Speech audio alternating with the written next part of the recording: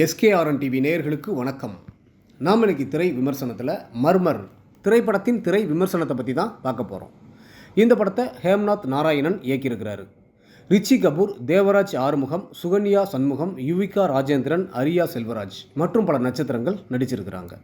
இந்த படத்தோட கதை என்னென்னு பார்த்தீங்கன்னா, திருவண்ணாமலை மாவட்டத்தில் உள்ள ஜவ்வாது மலைப்பகுதியில் உள்ள கிராமம் ஒன்றை ஒட்டியுள்ள வனத்தில் 7 கன்னி தெய்வங்கள் இருப்பதாகவும், அவர்கள் பௌர்ணமி தினத்தில் அங்கிருக்கும் குளத்தில் குறிப்பதாகவும், அந்த கன்னி தெய்வங்களுக்கு வருடா வருடம் பூஜை செய்ய வேண்டிய பூஜையை செய்ய விடாமல் அங்கிருக்கும் சூனியக்காரியின் ஆவி தடுப்பதாகவும் சொல்லப்படுகின்றது.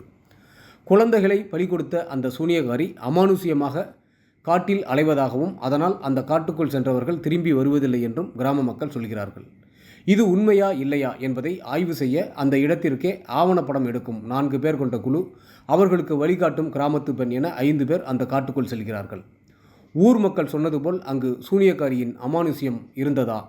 உண்மை அறிய காட்டுக்குள் சென்ற 5 பேரின் நிலை என்ன ஆனது என்பதை வித்தியாசமான திகில் ஜானரில் சொல்லியிருப்பதே இந்த படத்தின் மீத கதை.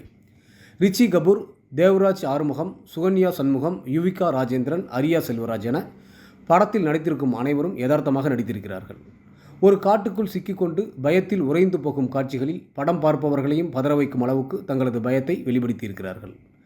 ஒளிப்பதிவாளர் ஜோசன் வில்லியம்ஸ் இரவு நேரத்தில் மிக குறைந்த வெளிச்சத்தில் காட்சிகளை படமாக்கியிருந்தாலும் காட்சிகளை மிக தரமாக படமாக்கியிருக்கின்றார்.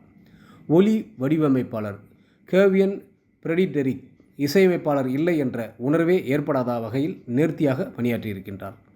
ஆள் நடமாட்டம் இல்லாத காட்டுப்பகுதியில் பகல் மற்றும் இரவு நேரங்களில் கேட்கப்படும் ஓசைகளை துல்லியமாக பதிவு செய்திருப்பவர் நடுநடுவே வரும் அமானுஷ்ய ஒலிகள் மூலம் நெஞ்சை பதற வைத்திருக்கின்றார்.